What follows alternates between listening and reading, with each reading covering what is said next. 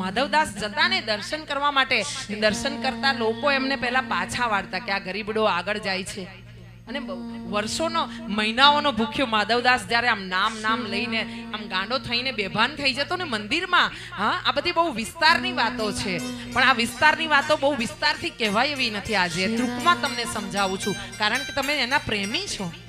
તમારામાંથી કોઈ એકને હૃદયે વાત ઉતરી જશે ને, હા ભગવાન આવે છે, વાતો કરે છે, તો તમે પણ મારી જેમ ગાંડા થઈને એની જોડે વાતો કરશો, એને તમારો ભાઈબંધ બનાવશો, તમારો દીકરો બનાવશો, તમારો ભાઈ બનાવશો.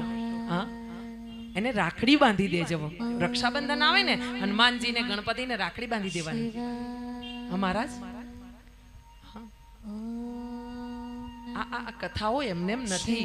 આ કથાઓ એટલા માટે છે કે આ બધું સત્ય હકીકત બની છે ઘટનાઓ. માધવદાસ ભૂખ્યા હતા.